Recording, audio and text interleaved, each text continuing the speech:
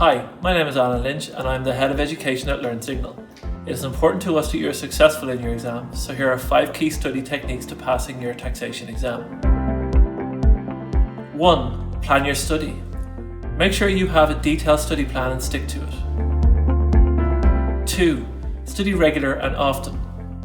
60 to 90 minutes a day for 5 days a week is much better than one long day. 3. Practice questions. Build the knowledge and practice relevant questions as you go. 4. Complete a mock exam. Don't let the first time you attempt the exam be the day of your exam. No 2 subjects are the same. And 5. Examiner reports and articles. Vital information and guaranteed marks are available if you take the advice on offer.